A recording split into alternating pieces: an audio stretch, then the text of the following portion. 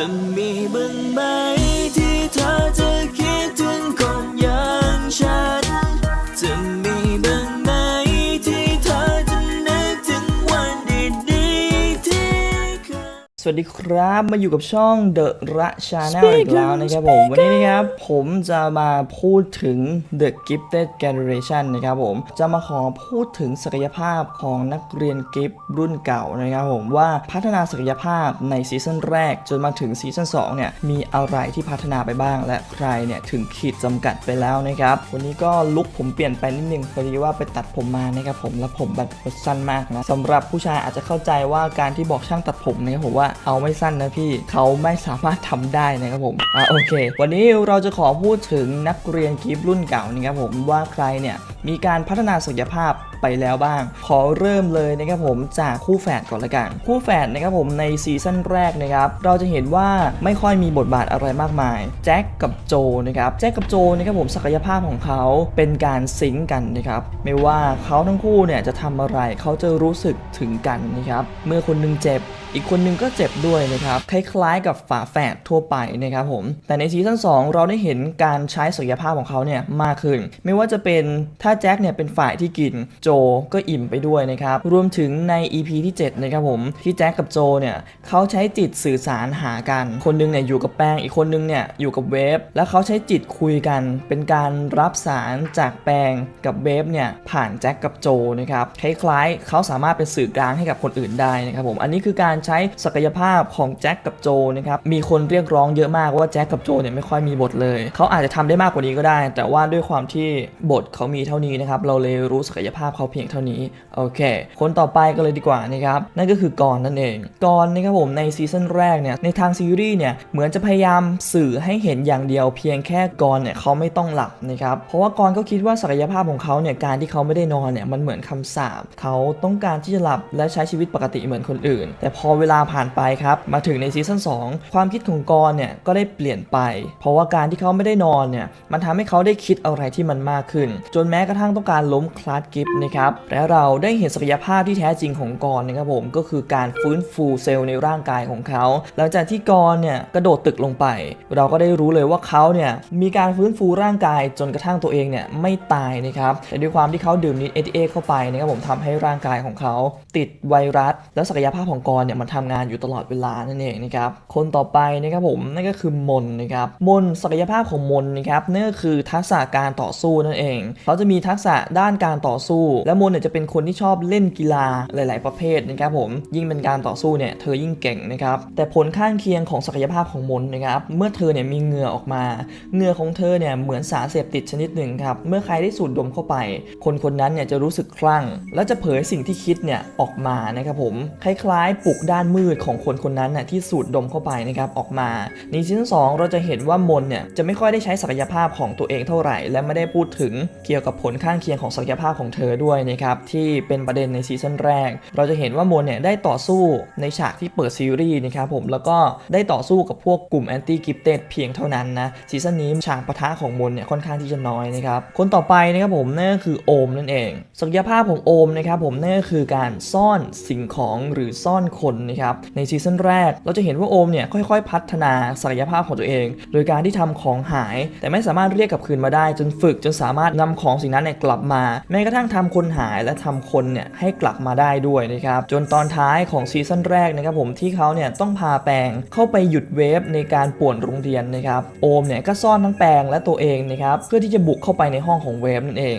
ผลข้างเคียงของศักยภาพของโอมนะครับเวลาเขาใช้ศักยภาพมากจะมีเลือดกำเดาเนี่ยออกจากจมูกของเขานะครับแต่ในซีซั่น2นะครับเราจะเห็นว่าโอมเนี่ยใช้ศักยภาพของเขาได้คล่องแคล่วมากยิ่งขึ้นและผลข้างเคียงของเขาที่มีเลือดกำเดาออกมาเนี่ยในซีซั่นแรกซีซั่น2ก็ไม่ปรากฏให้เห็นครับอาจจะเป็นเพราะว่าโอมเนี่ยฝึกศักยภาพจนคล่องตัวแล้วนะครับพูดง่ายๆซีซั่น2เนี่ยโอมเนี่ยหายตัวเป็นว่าเล่นเลยก็ได้ตามใจชอบของเขาเลยนะครับแต่นี่อาจจะไม่ใช่ขีดจำกัดศักยภาพของโอมนะครับเขาอาจจะทำได้มากกว่านี้ก็ได้คนต่อไปครับปุณครับศักยภาพของปุณเนี่ยเขาเป็นคนที่สามารถเรียนแบบทักษะของคนอื่นหรือสิ่งต่างๆเนี่ยที่เขาเห็นด้วยตาของตัวเองนะครับและเขาเนี่ยก็สามารถเอามาฝึกภายในเวลาแป๊บเดียวเนี่ยเขาสามารถทำได้เลยนะครับผมเป็นการลอกเรียนแบบทักษะนั่นเองนะครับซึ่งในซีซั่นแรกเราจะเห็นว่าปุณเนี่ยเขาสามารถแข่งขันด้านวิชาการเนี่ยได้หลายๆอย่างนะครับ รวมถึงเขาสามารถเต้นลีลาได้ด้วยสามารถเล่นเปียโน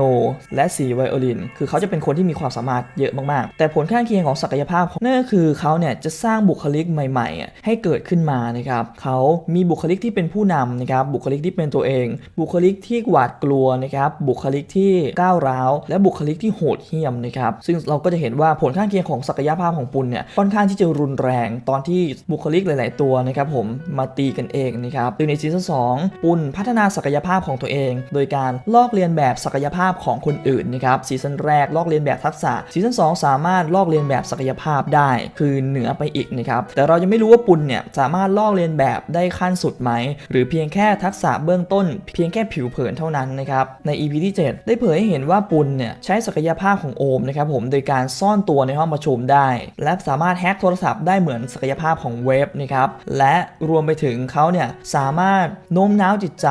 ได้เหมือนกับแปงนะครับไม่ว่าจะเป็นการใช้กับนักบอลหรือ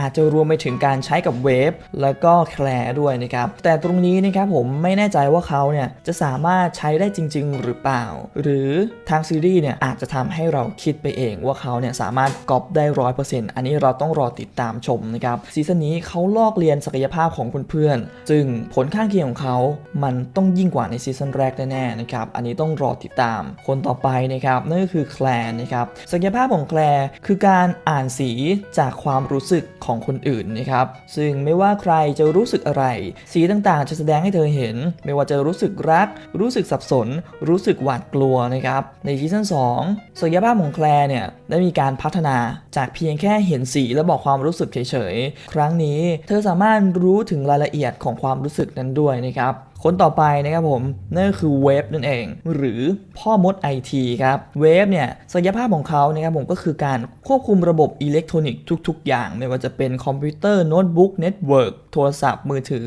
ระบบกระจายเสียงเอาง่ายๆที่เกี่ยวกับอิเล็กทรอนิกส์เนี่ยเขาสามารถควบคุมได้หมดเลยครับจากซีซั่นแรกเนี่ยที่เวฟเนี่ยเป็นคนรักสันโดษและไม่ไว้ใจเพื่อนนะครับผมจากปมในอดีตเนี่ยที่เขาเคยเจอมาจนถึงขั้นที่เขาเนี่ยสร้างแอปเพื่อชัตดาวน์โรงเรียนเลยแต่ก็ถูกกลุ่มของแปงนะครับผมขัดขวางเอาไว้ก่อนในซีซั่น2เราจะเห็นว่านิสัยของเวฟเนี่ยเปลี่ยนไปนะครับผมกลายเป็นคนที่รักเพื่อนมากๆและการพัฒนาศักยภาพของเขานะครับผมในซีซั่น2เนี่ยก็เผยให้เราได้เห็นนะครับผมว่าเวฟเนี่ยเขาไม่ได้เพียงแค่ควบคุมอิเล็กทรอนิกส์ทั่วไปได้โน้ตบุ๊กพังๆนะครับผมที่แทบจะไม่เหลือชิ้นดีแล้วที่ช่างคอมทั่วไปเนี่ยแทบจะไม่สามารถที่จะซ่อมให้มันกลับคืนมาในสภาพดีได้เลยเวฟเขาใช้ศักยภาพของตัวเองนะครับผมแตะไปที่โน้ตบุ๊กนั้นและสามารถทำให้คอมที่มันพังๆนะสามารถกลับมาใช้ได้อีกครั้งหนึ่งจนโอมถึงกับถามเวฟเลยว่าเวฟเนี่ยถึงขีดสุดของศักยภาพของตัวเองแล้วใช่ไหมแต่เวฟเนี่ยเขาได้ตอบกลับไปครับเขาบอกว่าเขายังไม่รู้สึกเลยว่าเนี่ยมันคือขีดจำกัดของศักยภาพของเขาประมาณว่าเขาคิดว่าเขาเนี่ยสามารถทำได้มากกว่านี้อีก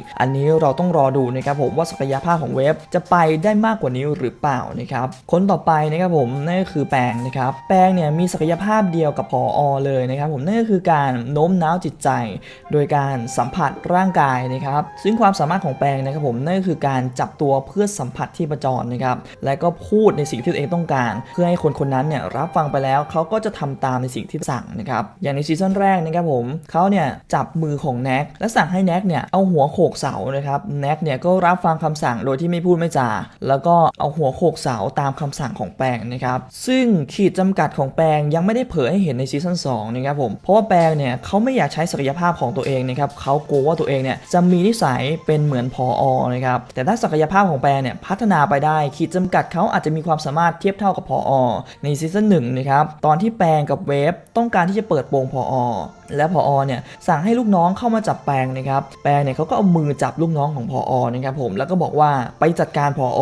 ลูกน้องของผอ.เนี่ยก็หันไปทางผอ.นะครับแต่สุดท้ายเนี่ยผอ.เนี่ยเขามีศักยภาพที่เหนือกว่าเขาไม่ต้องสัมผัสตัวเลยครับเขาเพียงแค่สั่งให้ลูกน้องของเขาเนี่ยหยุดคนพวกนั้นก็ทำตามเลยครับและผอ.ก็สั่งให้ลูกน้องของตัวเองเนี่ยกลับมาจับตัวของแปงนะครับซึ่งศักยภาพของแปงเนี่ยน่าจะพัฒนาได้เทียบเท่ากับผอ.คือการสั่งการโดยที่ไม่ต้องสัมผัสนั่นเองนะครับแต่เรายังไม่รู้ว่าถ้าศักยภาพของแปงเนี่ยพัฒนามาถึงขีดจำกัดแล้วเขาอาจจะทำได้มากกว่าผอ.ก็เป็นได้นะครับคนต่อไปนะครับผมค ครูปอมนะครับครูปอมเนี่ยเขาน่าจะพัฒนาจนถึงขีดจำกัดของตัวเองแล้วนะครับคือเริ่มต้นที่เขามีศักยภาพนะครับผมเขาเพียงแค่กระตุ้นความทรงจำของตัวเองได้แค่เอามือเนี่ยไปสัมผัสกับหัวของตัวเองนะครับสามารถกระตุ้นความทรงจำที่เคยผ่านตาเนี่ยเขาสามารถจำได้หมดเลยครับแต่ว่าเมื่อศักยภาพของเขาเนี่ยพัฒนาจนถึงขีดสุดแล้วปัจจุบันครูปอมสามารถจัดการกับความทรงจำของคนอื่นได้แม้กระทั่งลบความทรงจำครับส่วนคนสุดท้ายนะครับผมนั่นคือชานนท์นั่นเองที่จะพูดถึงในวันนี้นะครับต้องบอกว่าชานนท์เนี่ยไม่ได้มีการพัฒนาศักยภาพของตัวเองแต่อย่างใด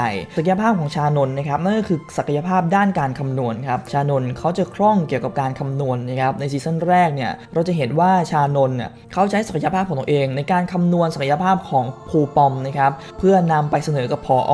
ให้ผอ.เนี่ยพัฒนาศักยภาพของครูปอมต่อไปนะครับและเขาก็ถูกครูปอมเนี่ยลบความทรงจำโผล่มาในซีซั่น2นะครับผมความจำของชานนท์เนี่ยหายไปกว่า10 ปีนะครับทำให้เขาเนี่ยไม่ได้พัฒนาศักยภาพของตัวเองให้มากขึ้นเราจะเห็นว่าใน EP ที่ชานนท์เนี่ยโผล่ออกมาชานนท์เนี่ยแสดงศักยภาพของตัวเองในการคำนวณเวลาที่ครูดารินเนี่ยจะขึ้นมาบนตึกมาจับตัวกรเนี่ยเพียงแค่นั้นนะครับเพราะว่าตัวของชานนท์เขาบอกว่าเองว่าเขาเนี่ยเหมือนไอ้ห่วยคนหนึ่งไม่มีพลังที่จะไปสู้กับใครอีกแล้วซึ่งอาจจะเป็นเพราะว่า10 ปีที่ผ่านมานะครับผมเขาไม่ได้ฝึกศักยภาพของตัวเองเลยซึ่งแน่นอนว่ามันน่าจะมีผลกับศักยภาพของเขาณปัจจุบันนะครับเป็นยังไงกันบ้างล่ะครับผมกับศักยภาพที่มีการพัฒนาของแต่ละคนนะครับบางคนเนี่ยเราอาจจะยังไม่ทราบว่าเขาเนี่ยจะพัฒนาอะไรได้ต่อส่วนบางคนเราได้เห็นการพัฒนาของศักยภาพของเขาแล้วเป็นที่เรียบร้อยและบางคนก็ไม่ได้มีอะไรเพิ่มเติมมากมายนะครับส่วนเด็กกีฟรุ่นใหม่ยังไม่พูดถึงละกันศักยภาพเนี่ยเพิ่งเริ่มต้นแล้วมีบางคนที่ยังไม่ทราบเกี่ยวกับศักยภาพด้วยนะครับอันนี้รอติดตามละกันเดี๋ยวมาทำคลิปพูดคุยกันนะครับโอเควันนี้ถ้าเนื้อหาตรงไหนผิดพลาดประการใดก็ต้องขออภัยไว้ณที่นี้ด้วยกันอย่าลืมกดไลค์กด Subscribe กดแชร์กันด้วยอย่าลืมกดกระดิ่งเพื่อไม่พลาดคลิปต่อไปแล้วเจอกันใหม่ในคลิปหน้าสำหรับวันนี้บายแล้วครับฝากกดติดตามกดไลค์กดแชร์กด Subscribe กดกระดิ่งเพื่อไม่ให้พลาดคลิปต่อไป